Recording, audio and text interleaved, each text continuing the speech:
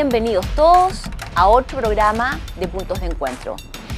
Finalmente es el tercer programa, así que yo creo que, y espero que ustedes también estén contentos de que nos encontremos, particularmente porque hoy día tengo una invitada a la que le tengo mucho aprecio y mucha admiración también. Quiero presentarles a Catalina Lazo. ¿Cómo estás, Catalina? Hola, Pati, ¿cómo estás ahí? Pucha, yo feliz de que tú estés acá y quiero que todos te conozcan porque Catalina es psicóloga, vive en Puerto Varas, pero además es coach, es socia y cofundadora, al igual que nuestro anterior invitado, Sebastián Allende, de Singulares y de Crealiza, que son empresas B. Y yo creo que me gustaría mucho que explicaras qué es esto, qué es una empresa B, qué importancia tiene. Sí, mira, nosotros en esto de trabajar en recursos humanos, hay distintos ámbitos que nos han ido interesando en esto de ir indagando en el recurso humano en las empresas. Y empresa B para nosotros significa hacer que nuestra empresa sea sostenible en el tiempo y sea un buen conviviente en términos estratégicos con la sociedad. Entonces nosotros dentro de nuestro core business nos interesa también que nuestro core business llegue a distintos ámbitos de la sociedad, no solo a las empresas. Entonces tenemos programas donde ingresamos personas que en estricto rigor no podrían ingresar por temas más bien económicos o físicos donde se encuentran. Y tenemos otros sistemas que hacen que nosotros tengamos la calificación y la certificación de empresa B. Hay que estar certificado para ser empresa B. Hay que estar certificado para ser empresa B, sí. Yo diría que en Puerto Vara además hay un movimiento súper importante y grande de empresas B a lo largo de Chile. He visto un Instagram, ¿verdad? Sí. Donde se juntan todos, sí. Hay un Instagram, de hecho, bueno, el Seba trabaja mucho más activamente que yo en el proceso de empresas B. Él ha empujado que nosotros como recursos humanos estemos ahí. Pero a mí también me hace total sentido porque tiene que ver con esto de convivir con las comunidades de una manera distinta, como lo han hecho las organizaciones hasta el minuto. Me parece trascendental que podamos cambiar la manera de mirar el mundo. ¿Tú tienes hijos chicos? Sí. ¿Cuántos tienes? Tengo 3 niños. ¿Y compatibilizas bien trabajar y tener todas estas responsabilidades, Cata? Sí, Pati, yo, a ver, dentro de lo que está como en mi visión de mundo, yo he ido construyendo esto de ser emprendedora o independiente para poder compatibilizarlo con el ser mamá. Para mí ser mamá es lo primero y mis niños están en primer lugar, entonces evidentemente quiero que las dos cosas se vayan compatibilizando. Qué interesante, porque tú también eres coach. Sí. Yo se lo pregunté también a Sebastián en el capítulo anterior del programa, ¿qué significaba ser coach? Ser coach significa tener competencias para poder conversar con otros y entrenar a otros. Coach viene de cochero, del que lleva las riendas. ¿Ah, sí? Sí. Ah, mira, no coach sabía. Viene de cochero y es el que lleva las riendas en el fondo. Entonces, finalmente el coach, desde nuestra mirada, que además es un coach ontológico, sistémico, es el que ayuda a otro a tomar las riendas y a encaminar o tomar un nuevo camino. ¿Tomar las riendas de su propia vida? Tomar las riendas, sí, a eso me refiero, tomar las riendas de su propia vida, tomar las riendas de sus decisiones, tomar las riendas de sus acciones, tener una visibilidad distinta de sí mismo y de su entorno para poder generar caminos distintos. ¿Sí? Generalmente las personas aprendemos ciertos patrones de conducta que nos hacen tomar determinadas decisiones y nos hacen tomar determinadas acciones. Si esa persona logra visibilizar cuáles son sus patrones, puede cambiar las riendas, tomar otras acciones y otras decisiones. Genial. ¿Cachai? Eso es. ¿Ha cambiado mucho, para que la gente que nos ve lo pueda entender, en pandemia ha cambiado mucho la manera de hacer coaching? Sí, absolutamente, a través de esto, de las cámaras. Ha sido un aprendizaje brutal para nosotros porque de un día a otro tuvimos que volcar un negocio que para mí en lo particular es muy de piel, es muy de estar con otro, para mí el negocio tiene que ver con acompañar, nuestra esencia de Singulares tiene que ver con acompañar a otras personas en distintos procesos. Y esto de pasar a través de las cámaras tenía cierta dificultad, sobre todo para mí, pero ha sido un aprendizaje precioso, hemos visto que hay procesos que se pueden hacer, hemos tenido que modelarnos de manera distinta y yo creo que es parte del aprendizaje que llevamos todos Sí, pues. en términos de este proceso de pandemia. Pero cuando uno está frente a frente, tal vez un psicólogo y un coach pueden percibir algo. ¿Te pierdes cosas? Lo que te quiero preguntar. Cuando estás tienes solo la pantalla de esa integralidad que tú quieres analizar.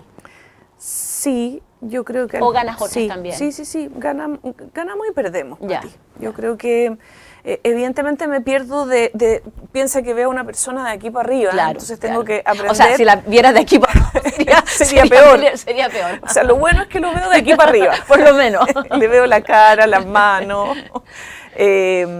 Entonces, igual me pierdo la parte de la corporalidad, el cómo se sienta, el cómo se dispone, el si le tiemblan las manos, si Los tiembla pies, el cuerpo. claro, Hay un montón claro. de cosas que me pierdo y que hemos tenido que aprender a leer en los ojos, en el rostro, a través de la cámara. Entonces, también en ese sentido para nosotros ha sido un tremendo aprendizaje. Claro, porque el día que tengas a esa persona frente a frente, vas a tener una visión, vas a estar observando más puntos que Sí, antes claro. no observabas. Sí, de Es todas como maneras. alguien cuando está ciego, ¿verdad? Sí. Tiene que desarrollar otro... Hoy día nosotros hemos Eso tenido es. que aprender a desarrollar nuestra expertise en mirar los ojos y que los ojos a través de la cámara nos digan lo que nos está diciendo el resto del cuerpo. Claro, claro. Sí. Genial. Y eso ha sido un tremendo aprendizaje también, ¿no? Obviamente con dificultades y todo. Claro que sí. Pero, y también para el otro, sí, yo te diría que la mayor resistencia tenía que ver con las personas con las cuales nosotros trabajábamos, que nos decían, oye, esperemos un poquitito, esperemos a que pase esto. Claro, esperamos, pero se dan cuenta que no pasa y probablemente no va a pasar en un rato más. Se han tenido que retomar sus procesos y eso ha hecho que efectivamente nos hagamos un poquito más expertos a través de la cámara, que nos genera también una suerte de poder ser mucho más productivos porque ya no tenemos que trasladarnos, entonces también tenemos un espacio de ganar en ese sentido. También gana tu familia, gana tus niños, porque Sin duda. tienes menos tiempos perdidos, digamos. Sí, y además a mí me encanta que vean lo que hago, a lo que me dedico, ¿cachai? O sea, a mí me encanta que ellos sepan qué es lo que hace la mamá, en qué trabaja, porque yo les cuento historias, les cuento historias de lo que aprendo de las personas, de la humanidad, de la vida, de los dolores, de los aprendizajes, pero ahí lo están viviendo. Sí, qué interesante porque la mayoría de los niños ven que los papás se van al trabajo. Y fíjate saben. que ahora los niños están viendo qué es lo que hacen los papás. ¿De qué hablan? ¿De qué hablan? Conversan? Sí. ¿Cuál es el tono? ¿Cuándo están más presionados? ¿Cuándo?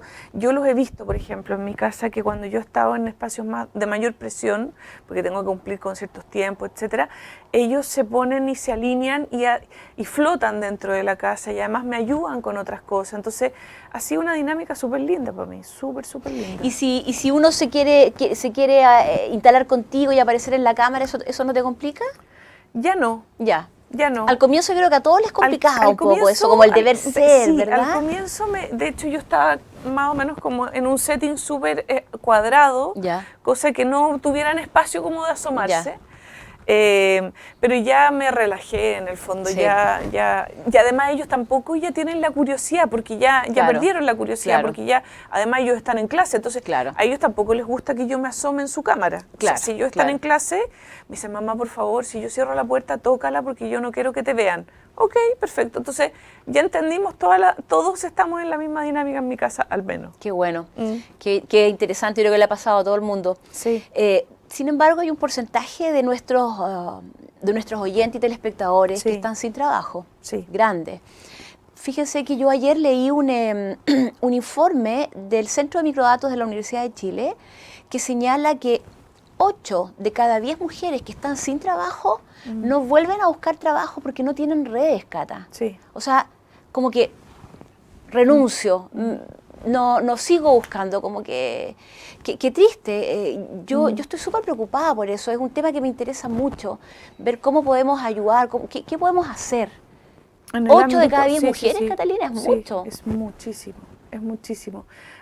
Pasan varias cosas, Pati. En el fondo, las mujeres en esto de que vamos formando los núcleos familiares, también vamos quedándonos un poquito más solas. Como que nuestras propias redes van estando dentro de la comunidad más bien familiar, o lo que te convoca en términos de ayudar en los niños, ¿cachai? No necesariamente genero redes que tengan que ver con implicancias laborales. Y por otro lado, también en Chile está súper estigmatizado esto de pedir ayuda, como de abrir un concepto que tiene que ver con no tener trabajo. Sí. El no tener trabajo no está naturalizado, es como un fracaso en Chile. Entonces se mantiene más bien en resguardo, no se abre.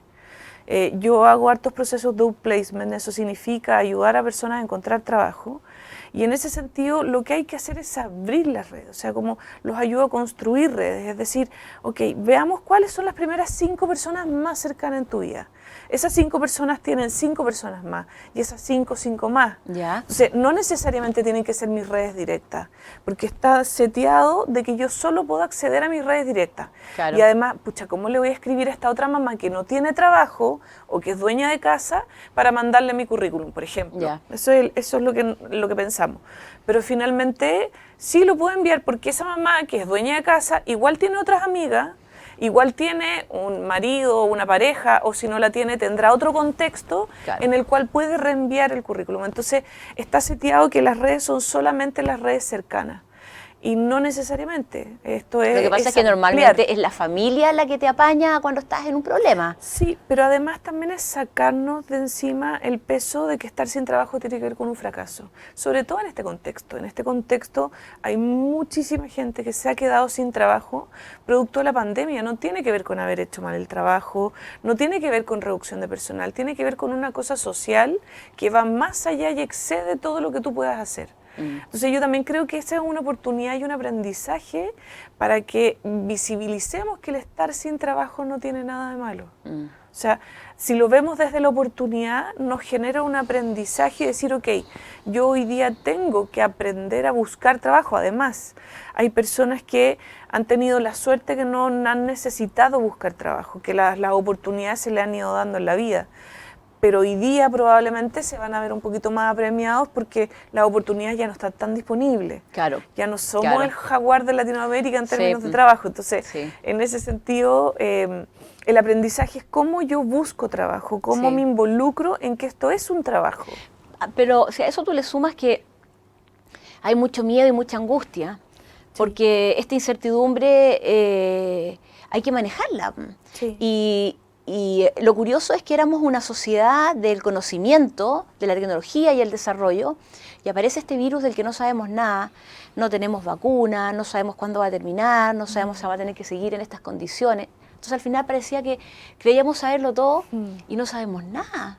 Sí. Entonces qué terrible para alguien que está sin trabajo, sin redes, con miedo, sin atreverse a sacar toda esta angustia, y no sé si se está levantando esa persona. Mira, Pati, ahí tú diste, como mencionaste, una emoción que tiene que ver con el miedo. El miedo tiene 2 extremos. ¿Ya? Y el miedo puede producirnos parálisis, ¿no es cierto? Imagínate como un conejo que viene, no sé, un león y que así con los ojos rojos, freeze, paralizado. Y hay otra cosa que es el miedo que nos genera sobrevivencia. Desde el arrancar o desde el generar una acción, se lo lleva a la acción del conejo, o queda paralizado o arranca a perder. Claro. ¿No es cierto? Sí. Entonces están estos 2 extremos que nos producen la misma emoción. Entonces, evidentemente, yo entiendo que tú estás hablando de las personas que están freeze, paralizados, que no saben cómo hacer. Lo más importante es mirar que el miedo, además, tiene que ver conmigo, no tiene que ver con lo que yo pienso, y lo que yo pienso genera esta emoción. Entonces, finalmente, me voy dando vuelta en un mismo contexto donde yo pienso algo y ese algo me genera una emoción que es el miedo y me paralizo. Sí, pero párame un minutito ahí. Lo que pasa es que yo estoy pensando particularmente en esa gran masa de gente trabajadora clase media que se siente muy orgullosa de los logros que obtuvo en este largo periodo, ¿no es cierto?, de bonanza, sobre todo económicos, en que logró sacar a su familia adelante. Entonces, y yo diría que sin apoyos, sin grandes redes, sino que puro mérito personal. Y de repente se lo quitan, le quitan el piso. Entonces la angustia debe ser muy grande. O sea, el miedo a, pucha, ¿qué hago? A perderlo todo. A perderlo todo. Pucha, Pati, lo que pasa es que yo tengo una visión distinta de este contexto. Yo creo que en todos los ámbitos de la vida hay oportunidades. Entonces, Yo estoy trabajando actualmente con personas que han perdido el trabajo, que tienen que recolocarse, pero para recolocarse el miedo también sirve para un proceso de introspección personal importante, el darse cuenta si efectivamente el valor está puesto en lo que he logrado o en el cómo lo he logrado. Entonces, si yo no miro ese trayecto, no valido lo que he hecho y solo estoy centrado en lo que he logrado y en perder lo que he logrado, no voy a ser capaz de emprender de nuevo. Porque tengo que mirar mi historia y decir, ¿sabéis qué? En verdad sí soy capaz. Sí, puedo hacerlo de nuevo. Puedo hacerlo de nuevo porque ya tengo una trayectoria de más. O sea, es súper distinto a cómo lo hice hace 15 años atrás. Hoy día ya tengo un camino, ya tengo una trayectoria, pero en la medida que yo no me detengo, miro hacia atrás y hago el ejercicio de decir, en verdad sí soy capaz, sí puedo, a pesar de este contexto, va a quedar paralizado. Entonces, yo te diría que la invitación tiene que ver a mirar el trayecto, a mirar el proceso, a mirar lo que hice, a valorizar lo que hice. Lo que pasa es que tú, bueno, lo bueno es que tú no lo estás diciendo solo desde la teoría, porque estás trabajando con gente que está ahí en el hoyo, en el pozo que profundo, lo está pasando ¿verdad? pésimo, que lo está pasando hoy día, pésimo. que lo están pasando pésimo. Pero tú los estás ayudando con un proceso. Sí. Y si alguien está en su casa y me dice, ¿cómo lo hago yo sola? ¿Cómo hago yo esa...? ¿Cómo hago yo sola el proceso? Claro. Lo que pasa es que es súper difícil la pregunta, Pati, porque yo creo que la conversación es sanadora. Entonces, yo creo que la parte del espacio conversacional hace que yo construya realidades distintas. Entonces, finalmente, si yo lo hago sola, la conversación es personal y no tengo un punto de vista de otro que puede ser súper sanador. Entonces, en la soledad probablemente sí me voy a quedar freeze, me voy a quedar encerrada, me voy a quedar paralizada sin ver nuevas oportunidades. El tema es conversarlo, aunque sea con la persona que tengo al lado, que igual está sin trabajo, pero tiene un punto de vista distinto. O sea, no es que haya que ir a buscar a la persona que está sin problemas, sino que igual uno podría pedirle... O sea, ¿esto es lo que tú hablas de pedir ayuda? Sí. ¿A esto te refieres? A esto me refiero con pedir ayuda. Me refiero con decir, ¿sabéis qué? Necesito conversar. Llamar a la amiga, o llamar a la mamá, o llamar a la expareja y decir, ¿sabéis que estoy en esto? Necesito hablarlo, porque el hablar es muy sanador, Pati. El hablar construye algo distinto. Si los coaches, los psicólogos no hacemos cosas distintas que hablar, si finalmente ahí está el conocimiento, el conocimiento está en ellos, no está en mí. Claro, lo que pasa es que tú tienes el conocimiento para llevar esa conversación a una construcción de algo. No es una conversación así... Tengo el conocimiento y además tengo la convicción personal de que esa persona va a ser capaz de hacer lo que quiera hacer. Siempre. Siempre. Creo que la movilidad personal es súper potente en la medida que las personas se conectan, que logran enchufar con su propio propósito, indiscutible. Yo nunca discuto el propósito del otro. Eso es indiscutible, pero cuando logran conectarse con su propósito, cuando logran definirse, es que esto es lo que a mí me llena. Finalmente eso es, que se conecten, que se desenchufen del mundo y se conecten consigo mismo. Y eso te lo da la conversación, eso te lo da el poder de sanar con otro. Y si obviamente eso es con un profesional que se dedique a la conversación, ya sea un coach, un psicólogo, mucho mejor, porque lo va a poder guiar probablemente en menor tiempo, en el fondo. ¿En las redes de salud pública existen opciones para poder... psicólogos. Trabajan psicólogos más bien en el ámbito clínico. Lo que pasa es que en la red clínica está mucho más situado en el dolor, en la enfermedad, en el que un contexto personal o familiar no lo están pasando bien.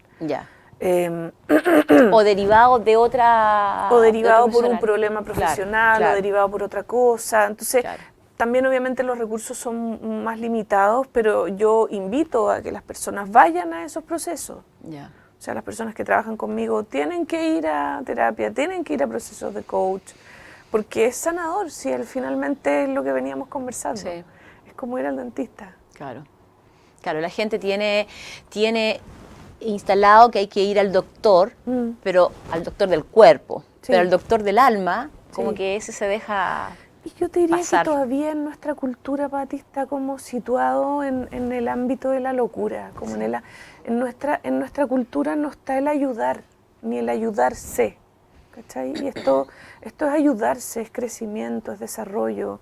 No está en esto como las personas tratamos de mantenernos fuertes hasta el final, fuertes entre comillas, decir, ¿sabéis que no? Yo no necesito ni un coach, ni un psicólogo, porque además todo está en el contexto del fracaso. Bueno, eso que tú estás diciendo me gustaría detenerme porque somos una sociedad que considera que el fracaso es la pérdida de la vida misma, sí, cuando puede ser un punto de inflexión súper importante. Pasa que en otras culturas, incluso occidentales, cuando alguien tiene un currículum, la gente no muestra en Chile el fracaso. No. Pero en otras áreas, en otras organizaciones, en otros países, si tú muestras que has fracasado, o si te lo preguntan, tú lo dices, eso puede ser un plus dentro de todos los atributos de la personalidad que tiene esa persona.